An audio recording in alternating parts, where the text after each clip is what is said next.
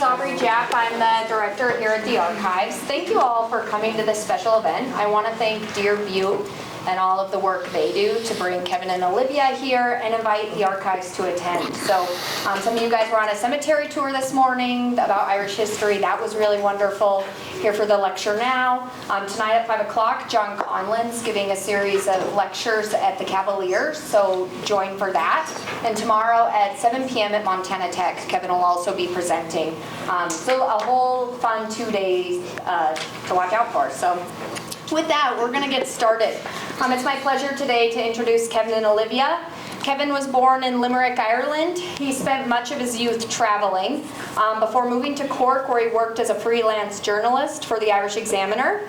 At that time, he began writing novels and searching for material, which is how he found Butte and was here in the Archives in 1999. And as we talked, the building was a little bit different than he found it last time.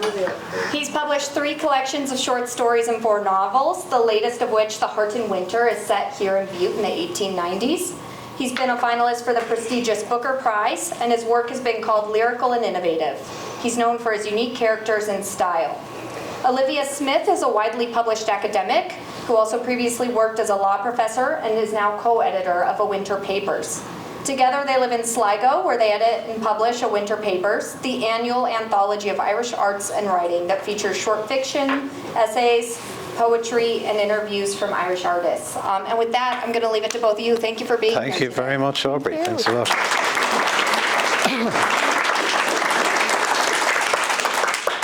So just to get the most important question out of the way, I think when I was here in October 1999, we weren't even going out with each other yet, were we?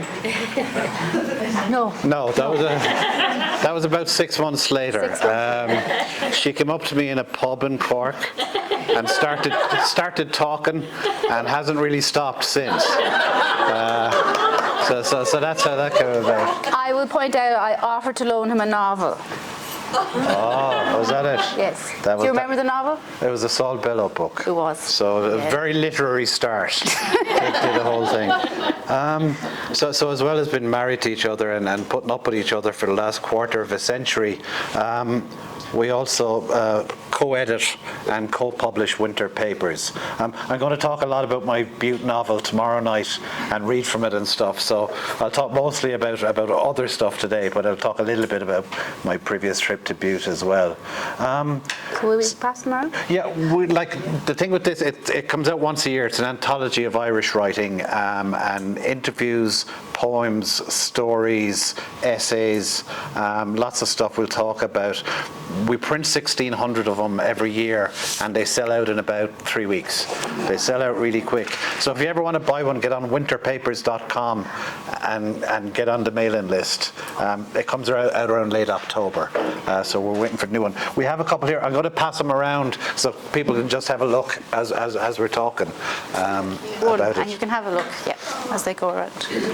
So Liv, do you think it was, we did a year in Montreal, was that the first notion we had? Yeah, so I was still teaching, and I had a year away from my home university, and we were in Montreal. Hey, can you hear me up? Oh. No, that's for the camera, so you have to project it. Okay. So yeah, we were away, we were in Montreal in maybe year 2013, 14, and we're bookish people. And, you know, Montreal is a great city and has lots of great bookstores, and we were particularly struck by one called Drawn and Quarterly. It's a bookstore in Mile End in Montreal, do you know it? Amazing bookstore. It's they do a lot of graphic novels. They do a lot of small press books.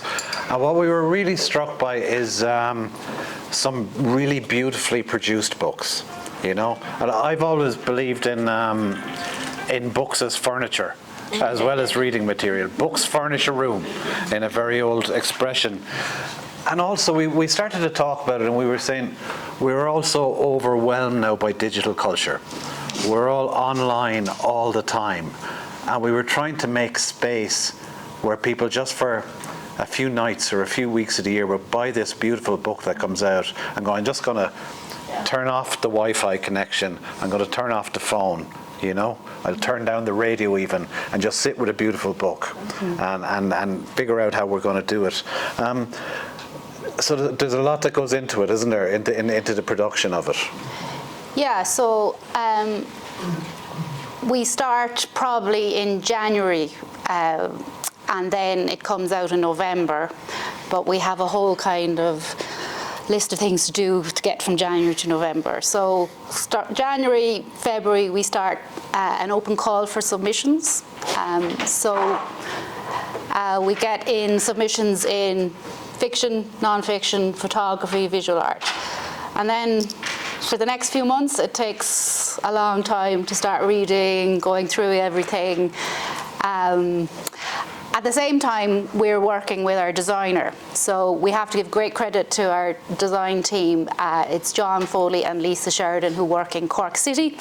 And as you see the book going around, you'll see it's quite a beautiful thing. It's a tactile thing. It's a very, and that was part and parcel of the idea from the start. So John Foley is really responsible for making it kind of sumptuous. So while we're doing all the reading and trying to figure things out, simultaneously we're thinking about the design, and that kind of takes up about kind of April, May, June, because one of the things about producing a book like this, because it's the cover, you'll see as it goes around, it's cloth, and cloth is a very difficult thing to print on, and it creates quite a lot of limitations for a designer in terms of how you can actually get the image onto the cloth. So that can present some challenges. So kind of May, June, July, we're thinking about the image and thinking about the image and thinking about the image.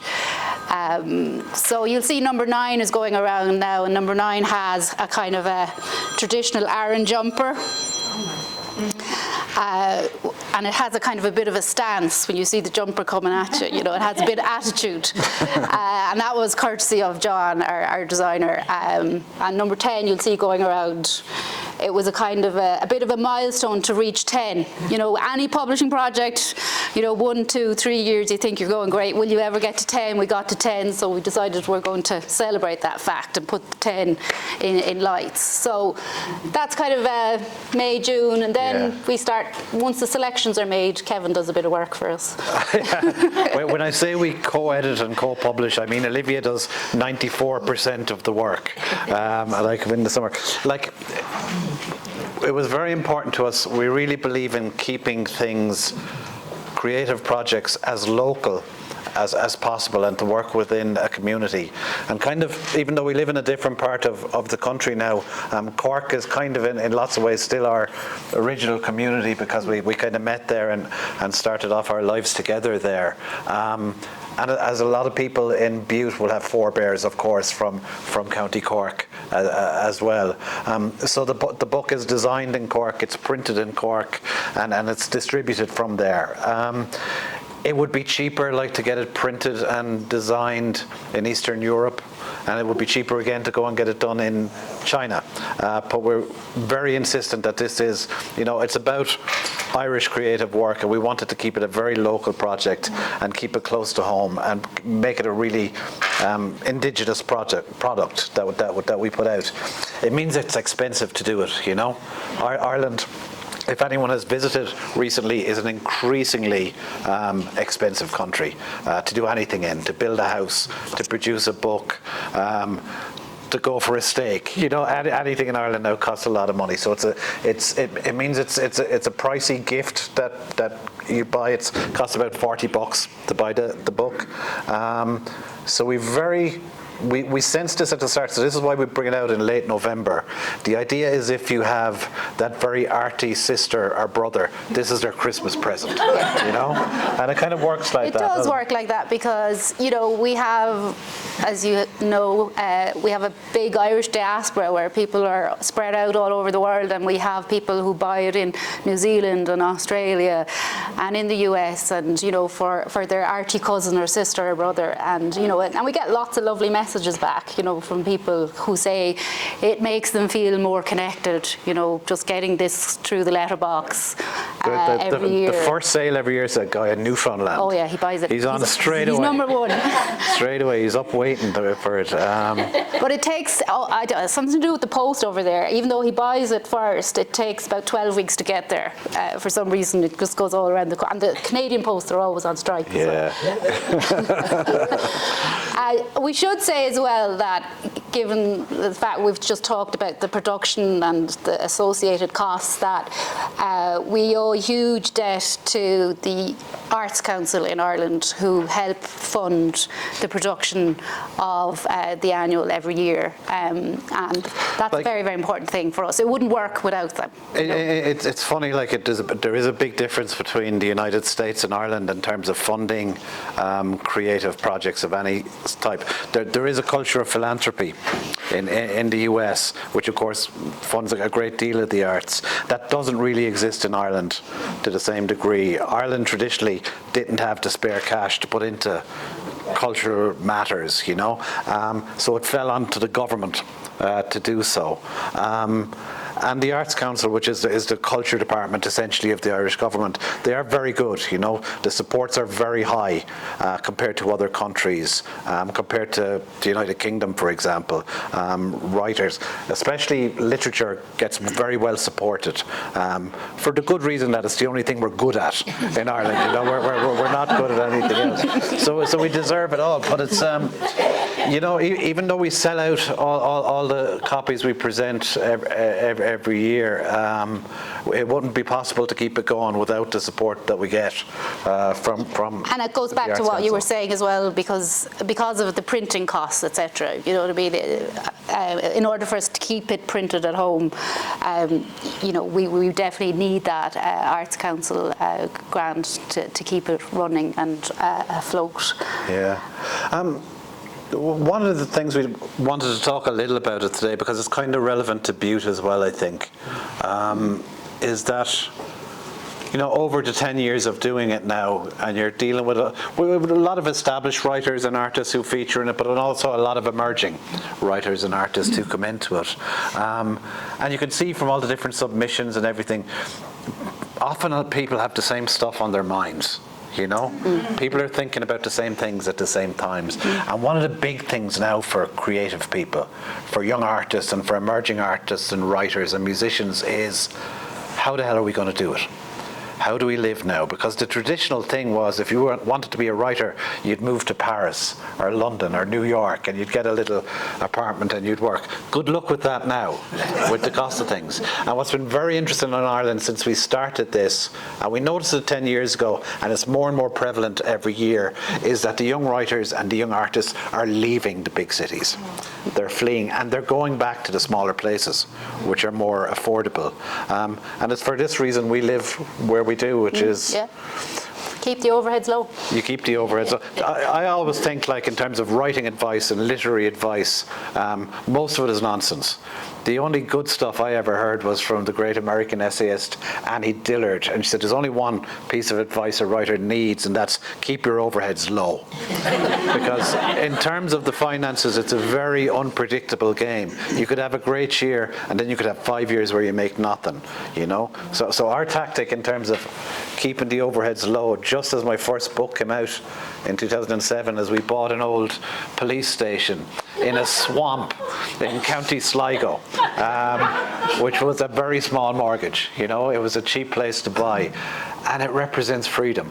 You know, if we lived in Dublin, you know, we'd both still have to be working other jobs in academia or whatever it is, or in media, to keep it going. But because we live in a quiet, small, rural place where the housing costs are lower, I can write all the time. Olivia can do this publishing project, you know.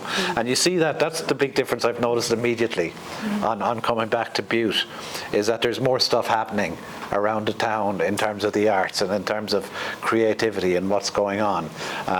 There's lovely changes. I think it's immediately palpable and evident that the city's heart and kind of spirit remains in place, but there are differences as well. Like, we landed yesterday and I was looking for coffee, and I got out of the car on Park Street after 26 years away, and the first thing I saw was 3 very happy, shiny young people walking down the street with their yoga mats under their arms. And I went, oh Jesus, this place has changed. It's going to turn into Bozeman, but I don't think it will. I don't think it will. I don't think it will. Butte is too real to ever turn into Bozeman. But it's amazing. I think the same tension that exists in Ireland, where young people and young artists are forced out of the cities, is in the US as well, where people are moving back to the places they grew up in often, are moving to smaller places to operate there because it's just cheaper to live and to do so. And it's very, very, very bad news for the cities to lose their young artists and their writers and their musicians. But it's great news for the smaller places, And it's something we kind of encourage, I think, as well in the pieces we commission, and it's something we ask people to think about. How do you operate? How do you keep going? Yeah, one of the things we do every year is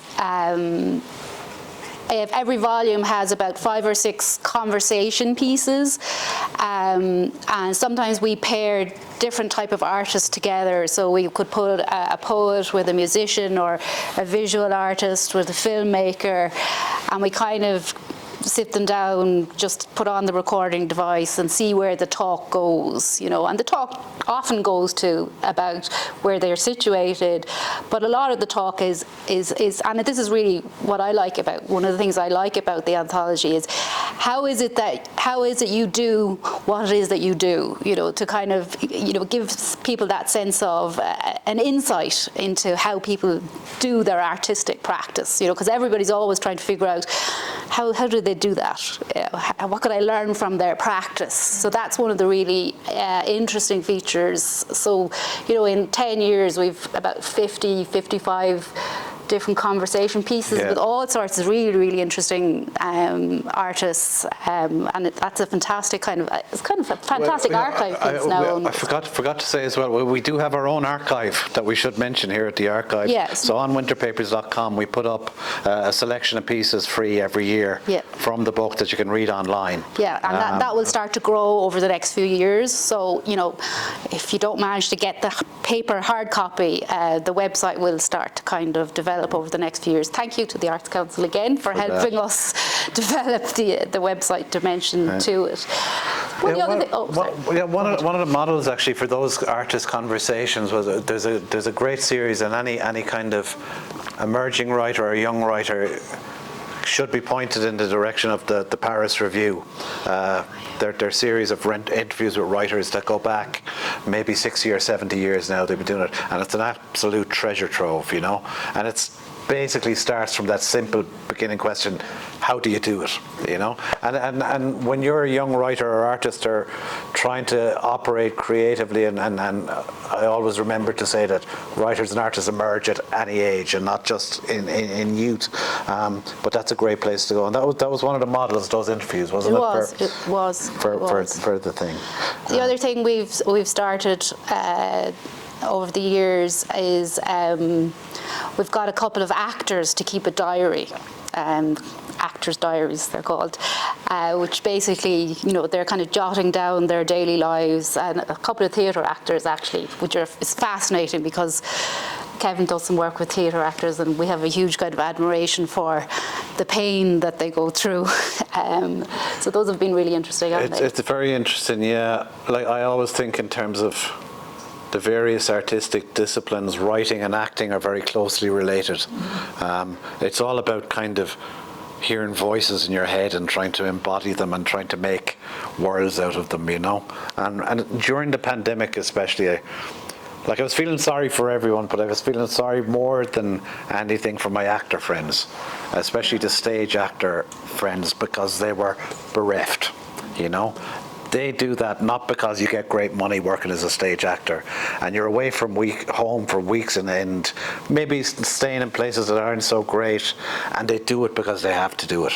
It's a truly vocational profession, So one of the really interesting things to do is get the actors to keep a diary while they're on a show, from the very early days of rehearsal up to first night, how it's received, all of that, and it's a really fascinating kind of thing to watch from start to finish. And then we developed a piece, I think think was at number 9 we started, and I think we'll keep this going, which is to get someone to do a winter diary, to start when the clocks change and then to keep it going until the clocks go forward, and that's been a great piece. I'm sure it's very much an Irish personality trait, our character trait that I'm sure carried over to Butte, Montana in lots of ways. This obsession with weather, you know, and when winter is going to land in on top of us, as we say. And usually the speculation in Ireland starts on June 21st, after the summer solstice. I'll have my brother text me the next day, going, Jesus, there's an awful drought out this evening. Oh God, you know, we start to worry very, very early about the winter arriving in Ireland. So that's the thing that's carried over. I just want to say a word about journals generally in Ireland. You know, there's been an explosion in Ireland in them in the last 25 years. When I was starting to write first fiction in my kind of 20s, and if you wrote a short story, there were 2 journals to send it to in Ireland. You know, there was the Dublin Review and the Stinging Fly, both are marvellous publications that continue. There's probably 30 or 40 now, you know, and it's a great thing because writers are venal, you know, and they respond to venues being made available for their work, and especially if they pay them a few quid for it. And you need example. You need the example of other people trying to do what you're trying to do to make it seem like something you can do. When I grew up in Limerick City, I grew up in Ireland's 3rd largest city. Very kind of blue-collar, working-class town, tough town, pig city, we called it. Our main industry was slaughtering pigs, essentially. So you'd walk to school in the morning and the gutters would run red with blood out of the slaughterhouses. So you're never right, really, when you've grown up in that environment. And everything that's wrong with my books comes out of that. But when I grew up in Limerick, there was one novelist in town. And this is a city of 100,000 people. And there was one guy who was operating, like at a serious level, who was publishing books abroad and things, you know. And when only one guy in your town is doing it, it doesn't seem like a very likely thing for you to do, you know. That seems like saying, I'm going to be a fucking astronaut or something, you know. It's different if you grow up in London or if you grow up in Brooklyn, where there's 15 novelists in your apartment building, you know. But now there's a lot of writers going on. I was lucky that my book came out my first book was 2007, a book of stories, and I was one of about 3 or 4 Irish debuts that year, you know. And now there are 3 or 4 Irish debuts every week. These horrendous, blazing talents coming over your shoulder all the time, you know. It's horrendous, but it is very vibrant now, isn't it? It is, and there's it's a good ecosystem, I think, and all the other journals, you know, they're very supportive. And the other thing we should say about the journals and about the literary ecosystem is you know, there's a lot of literary festivals around the country where writers go to read, to do Q&As, to meet their readers. Again, a lot of those literary festivals are very well supported by government money, the Arts Council, and there is still, despite the competition from our phones and the internet, there's still a healthy book buying, book reading community in Ireland. I think it's, for example, a lot better than the UK is.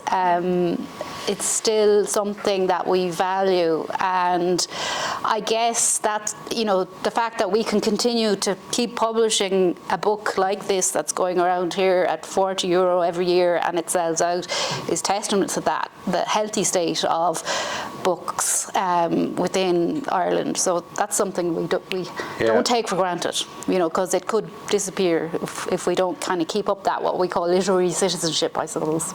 Yeah, it's like, it is notable that Ireland is a real country of readers and always has been. And it's continuing, but I always think we can't be complacent about that either, you know, and we have to keep pushing the importance of books and the importance of reading, which is the fundamental human way of developing empathy, and having that great moment when you get to a passage in a book where you go, I feel that too. I'm not alone, you know. That's why we go to any form of art, you know, to say, it's not just me, you know, I'm not alone with this thing. There are other people who have felt that, who have gone through that. And I do notice year by year at the festivals, and it's a slight concern, that the age demographic stays kind of the same, and you don't see as many younger people starting to show up as you used. And digital distraction is another topic that comes up all the time now in our submissions, you know. And it's not just changing the way we read, it's also changing the way we tell stories.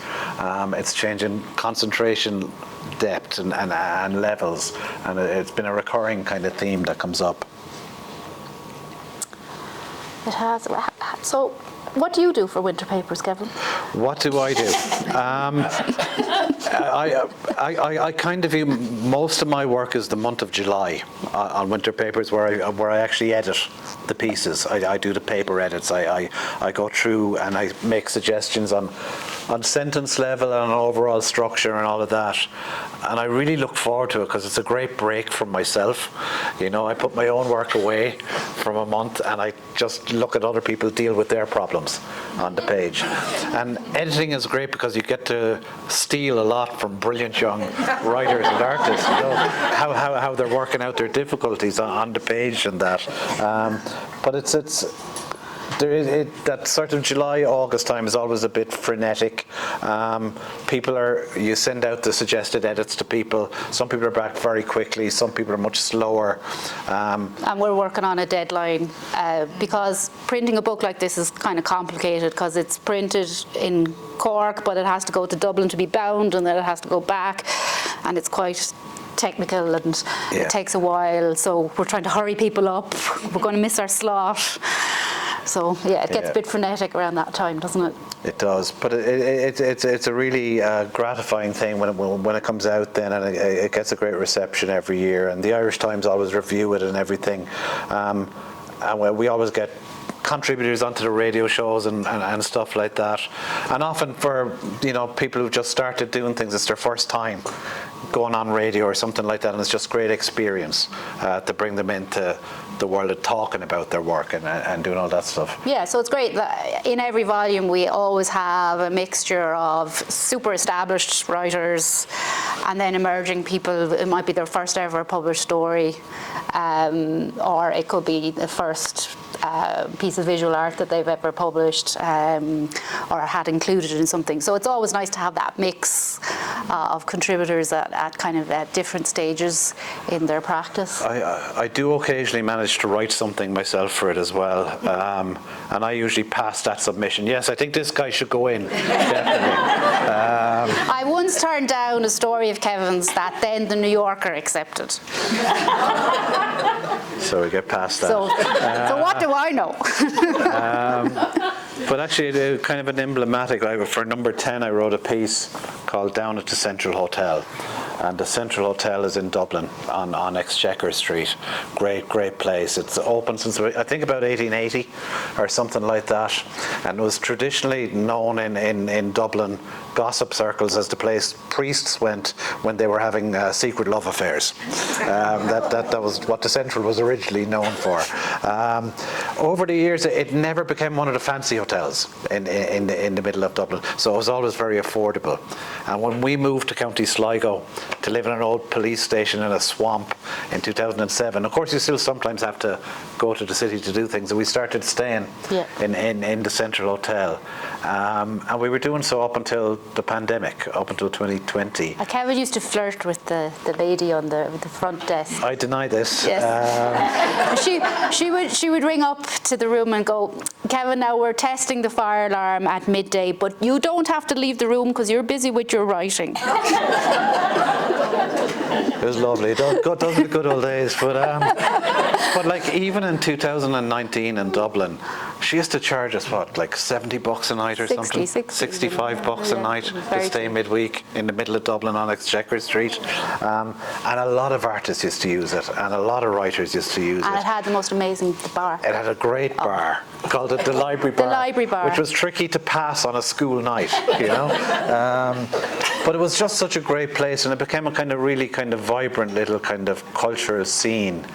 And then one day during the pandemic, that the horrible news came into the paper. The Central Hotel has been bought by the German development company who own 59 boutique hotels in Portland, in Los Angeles, now in Dublin. It's about to reopen. Hotel rooms will start at about $450 a night in the Central Hotel. And this is an emblematic thing again of the way culture in Ireland is forcing people out and pushing them to the margins, so I wanted to write a kind of an elegiacal piece about the very glorious days of the Central Hotel, which wasn't an especially comfortable or glamorous hotel, but it was fantastic. It was really home to us for 3 or 4 years, for a lot of for 10 years, for a large chunk of the year.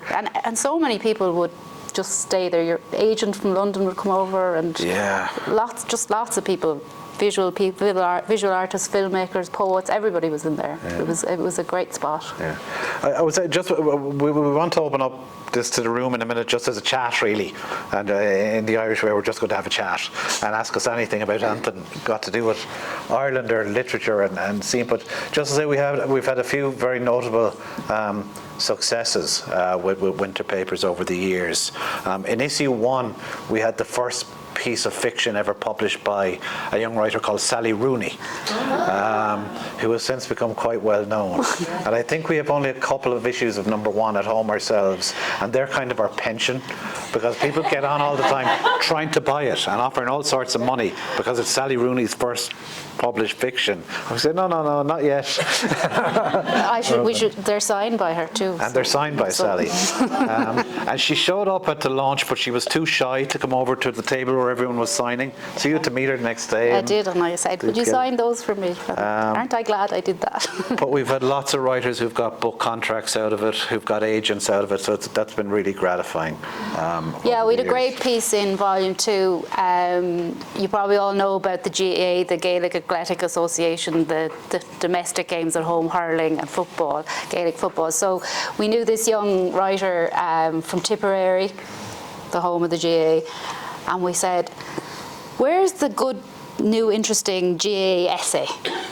And she went off and she actually wrote an amazing piece about women in the GAA, and she was so buoyed up by the reaction to it, because it got a lot of press, it was really fantastic, that she went on and she wrote her own memoir of herself and her playing days in the GAA, which won non-fiction book of the year at the Irish Book Awards a couple of years later. So that was great, because that seed for that idea was out of this project. So it's great when you see people pushing on from the work that they've developed in the anthology and going on and doing different things. So it's been fantastic from that perspective.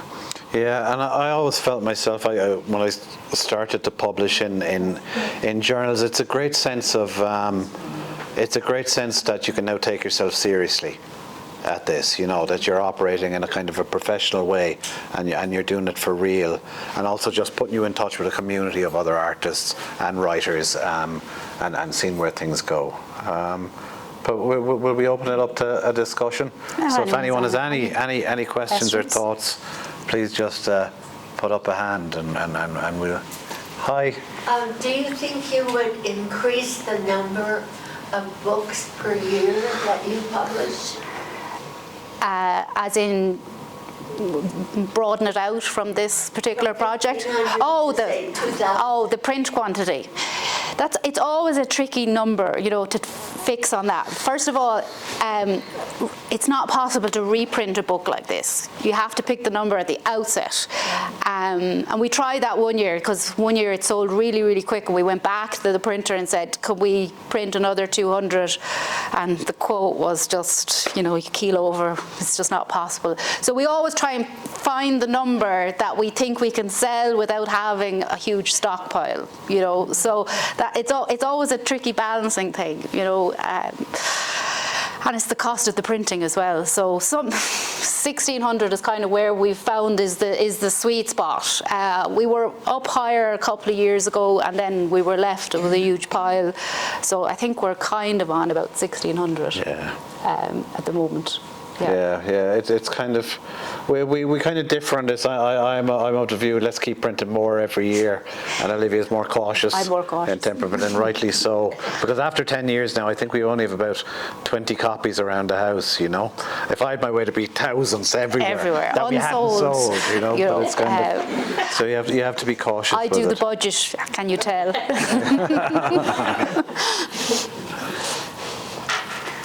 The other, hi. What color will November's? This is a state secret. Say it.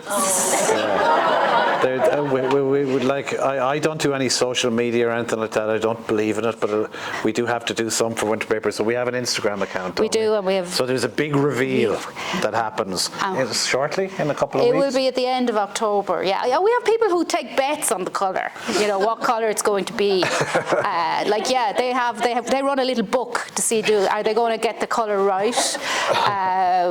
It's kind of mad. Like the year, I think number 7 was red, and somehow that went wild. I think it was just because it's Christmassy or something. But the people really reacted to the red.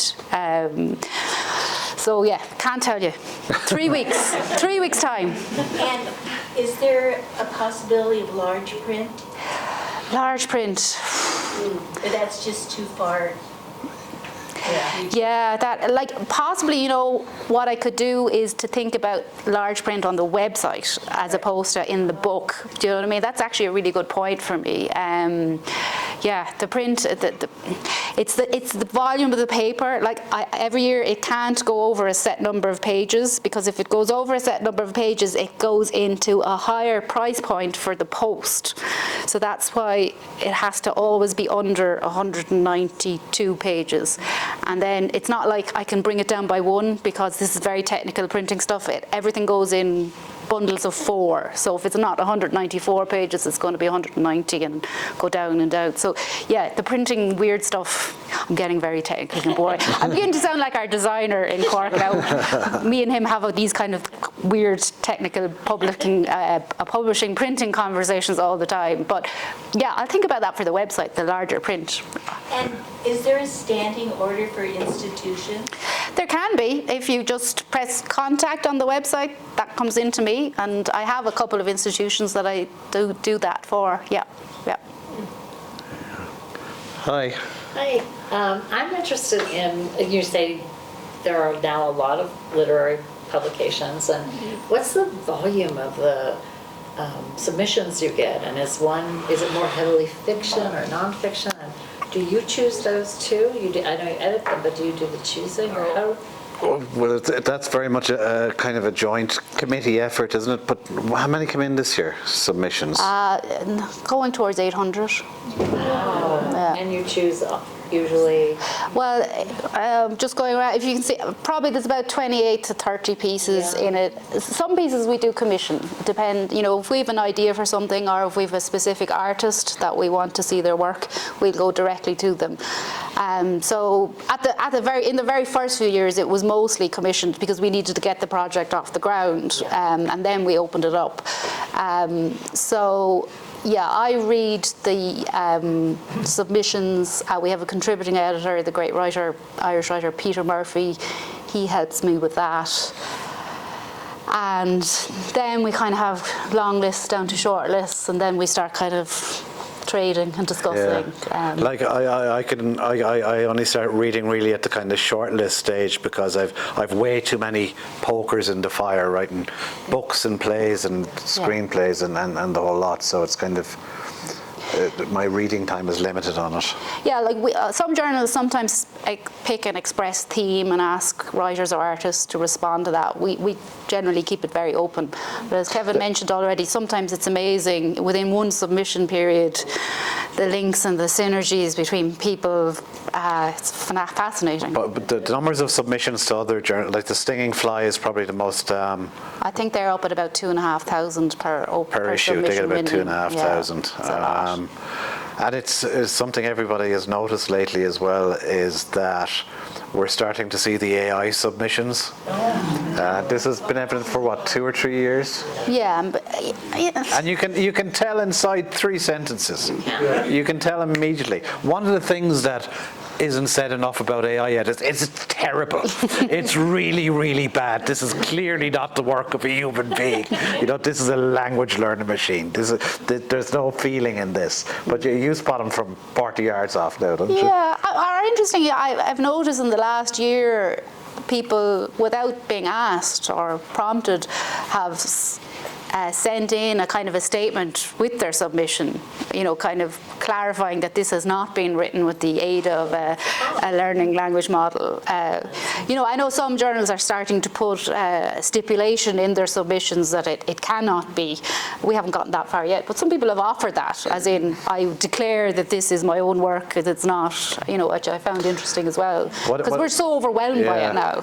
What is of concern, though, is there's a columnist, a journalist in the UK, James Marriott, very smart young guy, writes for the English Times, and he had to go at one of the ChatGPT versions or something that hasn't been released yet, and he said, my worry is they're getting better. So he fed it a couple of Seamus Heaney poems, all right, and asked for a Heaney verse. And he put 2 side by side, one from a lesser known Heaney poem and one from this AI. And I tell you, it was tricky. It was much more difficult then. And he pointed out why you could tell the AI after a while. You could tell it was AI because it was too Heaney. There were too many Heaney type words in every line. Stuff about shovels and digging and all that kind of stuff. But it's, I don't know. I get asked about it a lot at doing literary events and stuff. Are you concerned about AI and all that? And I kind of say, the kind of stories and the kind of books I write, I'm not concerned because I don't think AI can do those. I don't think it can do funny. I don't think it can deal with my level of profanity to any degree. And I don't know, it can't do feeling, and we read for empathy again, and we read to connect with other people. So I don't know. One of the last things we do, obviously, prior to pressing print, and I do this, is I spend about 4 to 5 weeks doing kind of fact-checking, proofing type things, silly things. I've learned by now never trust somebody's spelling of somebody's name. You always have to go up looking for these things. You think that looks right, and then you go, no, it's not, eventually. But I noticed this year that when I was doing it in Adobe, I was being bombarded with assistance from AI. Why don't we do this for you, kind of thing, And I was just getting very, very irritated. I was kind of like, this is part of my job. I need to do this. And I sit there with a huge Oxford English dictionary, a big, massive one on my lap, and I look things up all the time. And I'm sure there are people who probably think, just feed it through the system or whatever, but I'm kind of determined I'm going to keep doing it the old-fashioned way. One of the other reasons the house in County Sligo has worked out for us is because I work in an old outbuilding, a stone outbuilding, and the Wi-Fi doesn't reach from the house.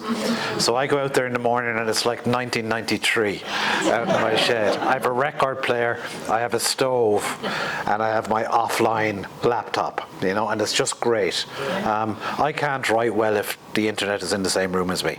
I've long since discovered this. I just can't keep the concentration going because I'll inevitably start looking at the soccer reports or some bloody dancing cat on the end, or just something, I won't have the level of concentration I have if I'm properly offline.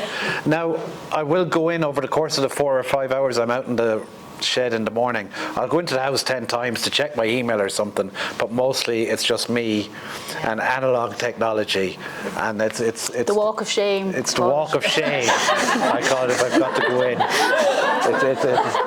It's funny. It's kind of. Here he is again. The shed used to be the holding cell for the police station. So like there's the ghosts of tortured Fenians been beaten up by the Crown forces. It's a really old place. It was a Royal Irish Constabulary barracks in the 40s, so bad history in this place. But yeah. Is there any other questions? Hi. The city of Bohane. Oh yeah. Han. Bohan. Was that based on a real city that you've kind of... Yeah, it's kind of in my mind. It's a kind of, I guess it's a blend of Limerick and Cork. I hear the accents in Bohan has been quite close, that very flat Limerick accent, like that, but it's... exactly. But I can see the geography of it more like Cork City in some ways. So it's kind of a mix of the two, I would say. But it's its own kind of fictional place as well. But the language in it, that was my first novel to be published, not the first one I attempted. The Butte novel was the first one I attempted, and I'll tell you all about that tomorrow night.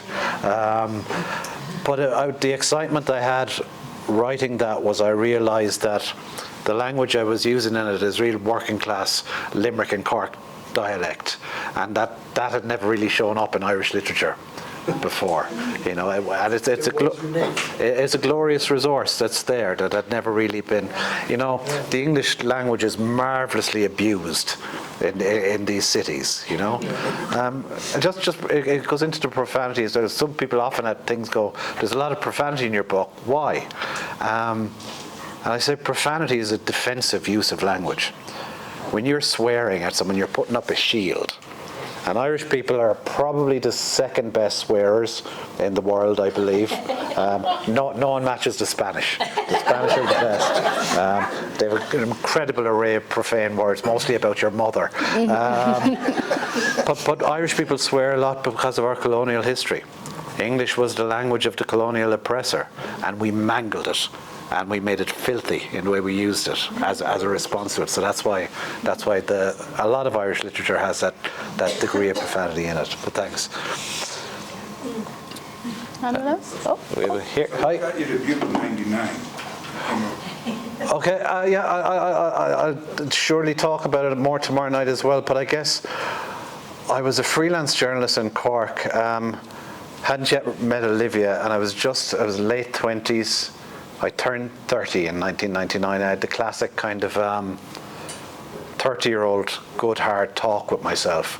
I said, young man, it's time to write that novel, you know. So I had a little caravan at the time, a little trailer on a beach in West Cork, in Allihies, where the old copper mines were out there. And I went out and I tried to write a novel for the summer, and I had no idea what I was going to write a novel about. And I was going on these long, kind of bitter walks up in the Caha Mountains. And one day I nearly fell into an old mining pit. And I went, what's the story with these things? And I started to read up about them.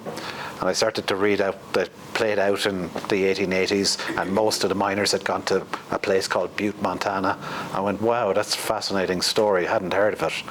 And I realised then, my God, it's a Western with Irish accents. I can do this one, you know. And I said, okay, I've just got to get to Butte. I've got to get out there. And it was my first trip to the US. I wrote a lot of freelance articles, saved up, flew to Seattle, and got a Greyhound bus for like 14 hours or something, and landed in at 6 in the morning and went straight to the M&M. Was where I set foot in Butte. But I'll talk more about all that tomorrow night. Cheers. Anyone else? Hi. What led you to start the journal? It was actually, the inspiration was that bookstore we were in Montreal, where we saw all these small little journals, and some of them amazingly beautifully produced. This was back in 2014, and we kind of thought, wouldn't it be cool to just do something, you know, really fancy, fancy book? There was also the fact that you were kind of had enough of academia. Yeah, I was kind of on my sabbatical year, and I knew I had to go back and do another year to pay for that, and I just kind of wanted to get out and do something different. So this was kind of, I wanted to get out of Dublin and just go. Well, like we were trying to figure out how we wouldn't not have to live in Dublin, you know, because we thought initially for the first couple of years, the place in Sligo, like it had very basic conditions. We were doing it up very slowly. And we said, this is really cheap. If we lived here all the time, we don't have to bring in so much money to pay a mortgage or rent in Dublin. We can have a lot of freedom. So you were trying to get out of your college job in Dublin, and this was a way for us both to work at home. Yeah. Really. Yeah, I was commuting to Dublin, so it was, Even though we both work in the house, we don't see each other much. We have separate workspaces. We arrange meetings. Oh, yes. 11 a.m. please, and it's kind of, We'll have sparkling water. We have sparkling waters. Proper. Somebody will take the minutes. That is kind of, it's nice. I have another question. Yeah. Has it changed your view of the writing, what's going on in the writing world in Ireland? Has it? Yeah, I think what you have now that wasn't there when I was trying to write first in the 90s is you have emerging writers and young writers with a deeper sense of confidence. And it goes back to the thing of example. There are a lot of great Irish books and great Irish films been made and great Irish plays been made, great young Irish actors, and that gives the people around confidence. If that guy I was in school with, if that girl I knew from that town is doing it, I can do it, And that's the really important thing about arts communities and groups. It's the example that you can have a go at this as well. That this isn't a crazy thing to try, This isn't just for, the upper middle classes, which was the artistic community originally. It was people with time on their hands who would paint oil paintings and compose, symphonies and stuff. But no, this is something that you can do. And you see that, I think, in the work. And it's in terms of what it's interesting with the fiction, the short stories and stuff that gets sent into us, you get a lot of that's increasingly going into memoir, I think, and it's very first person. Death. It's always about death. There's a lot of death. A lot of death. Going on. There's a lot of that. Very existential. There's a lot of, I think, especially with the younger writers in their 20s and stuff, asking really fundamental questions of like, the thing was, you got a job, you went to college, you worked really hard, you got a job, you got married or got a partner, you got a house, you had kids, right? These things in Ireland economically are not possible, People can't afford to buy houses, especially if they're in the cities. Even if they're in well-paid jobs, you just can't do it. Like a little 2-bedroom cottage house now, 500 square feet, costs you about 650,000 in Dublin, You just can't do it. So they're looking at a situation now where I'm either going to have to go and live someplace very, very cheap, or I'm going to have to stay in my childhood bedroom. And you have a lot of people living into their 40s at home with their parents, as you have in American cities as well. And that's coming up constantly. This kind of real kind of, I wouldn't say depression, that's too strong a word, but this real uncertainty about what way is the world organized now. How, a lot of the old sort of paths and routes people use don't seem to make sense anymore. And that's what comes up. Yeah. Hi. Hi. Do you offer any workshops, Kevin? I don't. I very rarely. I'd like a interesting way into writing myself, in that, like, I was never at a writing workshop until I gave one time. I'd never attended one. I didn't do writing in college or anything like that. I just, very old-fashioned way, started writing for newspapers as a cub reporter in Limerick City in the 80s. I did start a degree in the University of Limerick. I dropped out after a week and a half. I believe to this day I'm the quickest ever dropout from the University of Limerick. All I ask is a small brass plaque somewhere on a wall. But no, I was offered a job as a cub reporter age 18, and it was great. It was a local city paper in Limerick, and I did the courts. and I did the council meetings, and all that stuff fed into City of Bohan when I came to write that. When you look at the way a small, crazy little Irish city organises itself. But no, I haven't taught very much over the years. I've done the occasional few months residency at a university, but I always complain about it, don't I shouldn't say this in the town we're in, but it's like going down a mine for Kevin if he has to go teaching. They gave us 6 months at Boston College, and they were giving us loads of lovely Jesuit money to come out to Boston College. And they said, okay, you have to do a workshop for 2 hours a week. I went, okay, that's great. 2 hours doesn't seem like too much.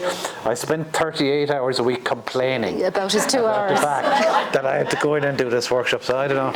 Olivia's a great teacher and taught since you were lecturing since you were 21, or you started really early? 23 I started Teaching law, but never suited me. Was it the questions people asked, or what was it? I don't know, it was just kind of, I think because I didn't come out of that environment when I had never been anything of workshopping stories or stuff like that.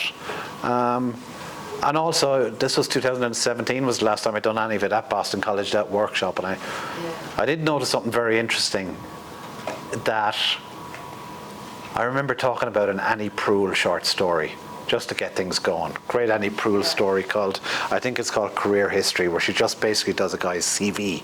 It's in that great book, Wyoming Stories. And I talked to the class about it, there's about 16 of them. Like really bright kids in Boston College they've been to really good high schools and all that. They've often quite privileged Italian American, Irish American background if you get into Boston College. So they had a language where they could talk very reasonably about this short story, but I could tell they had no interest. So I said, I had a brainwave. I said, so imagine we were going to adapt this to a TV show and pitching it to Netflix. Suddenly, the room lit up, and they had such great ideas about arcs for the first season, how we get it recommissioned for the second season. So it was just and they were brilliant at storytelling stuff, but it was just the form. They had very little interest in a short story in a book, but how do we make a Netflix show out of it? And suddenly it was like, Kevin, that's a good point, because that brings up websites like Carousel. right. It's a website. You pay yearly or monthly or however for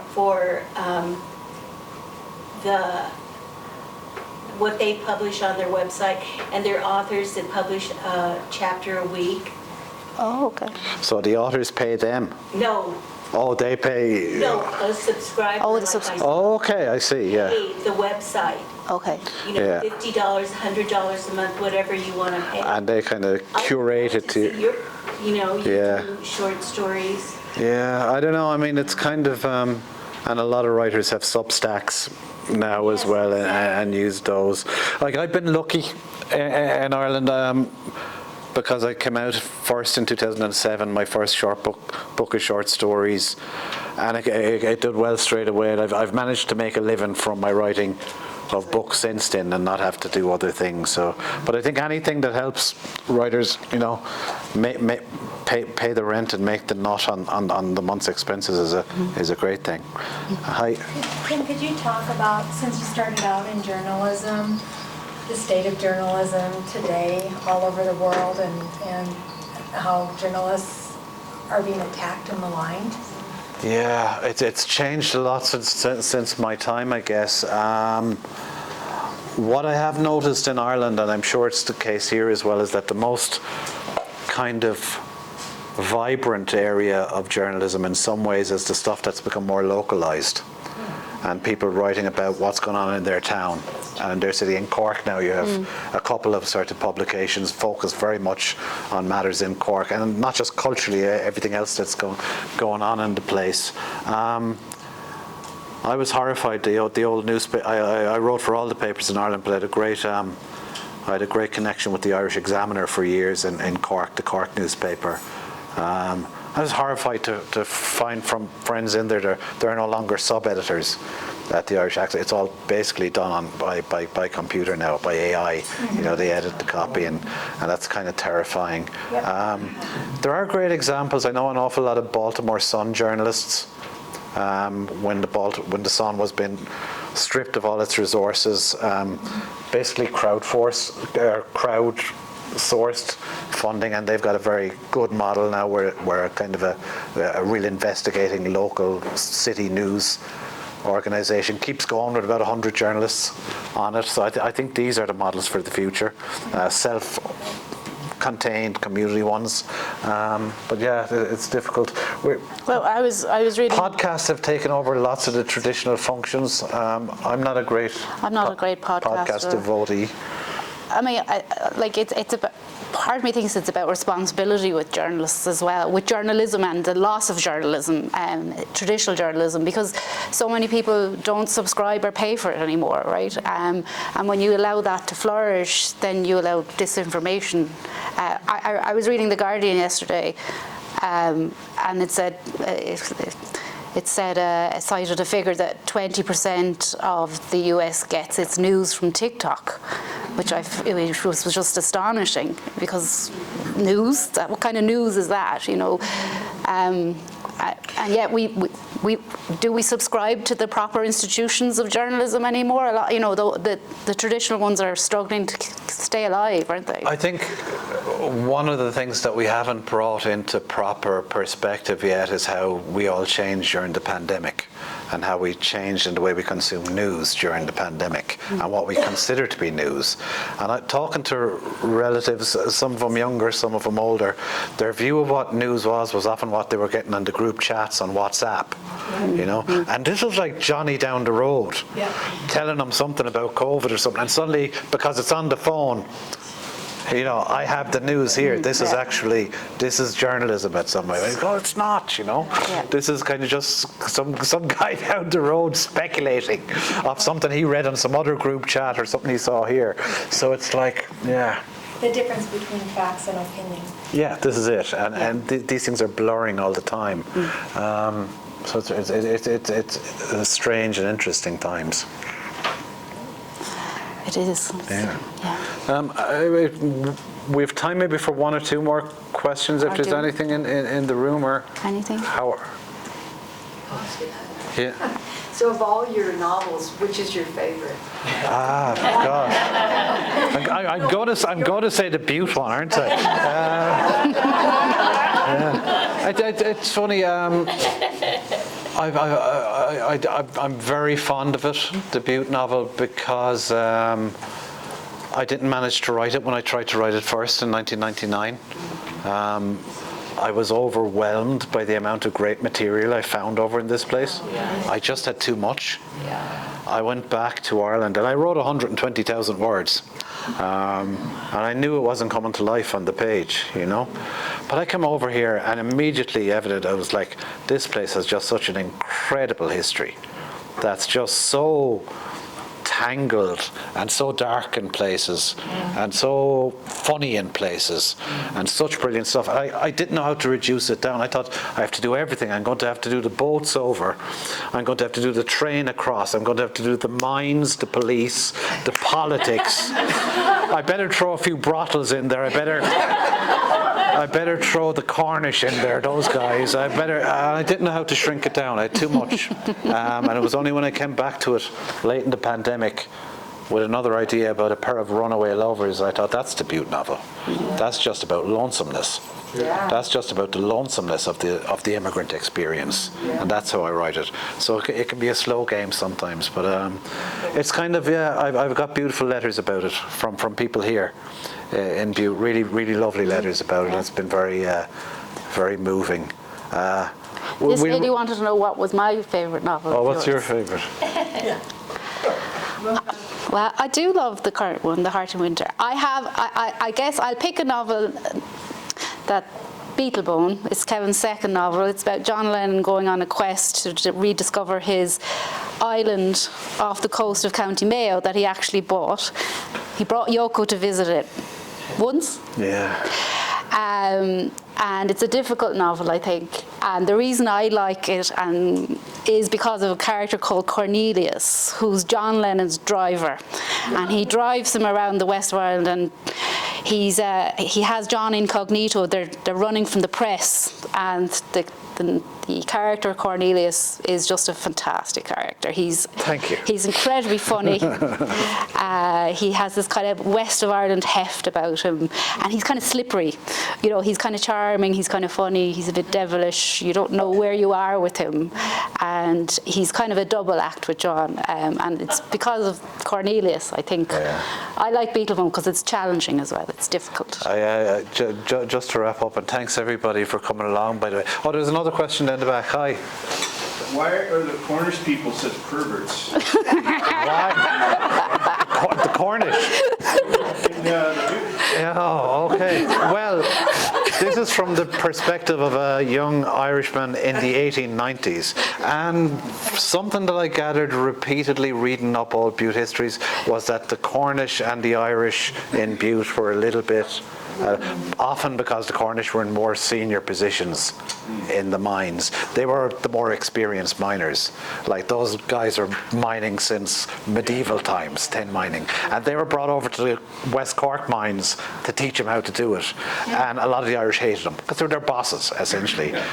They also had a reputation of being really tough, you know, and not the guys to take on in the bar after the shift. So there was always that little bit of kind of antagonism, it seemed, between the Cornish and the Irish, and that came into the book in that way. Just the last thing, thanks for coming up, coming in today, and we'll hopefully see a lot of you tomorrow night as well. But the last thing I want to say about my own novels is one thing you should never do is go on goodreads.com as a novelist. So the first day The Heart in Winter came out, I went on goodreads.com. The first review had come in, and the first line was, "I live in Butte, Montana." And I went, oh Jesus, I'm in trouble here. But she loved it. She gave me 5 stars. Yay. So there you go. Thanks very much.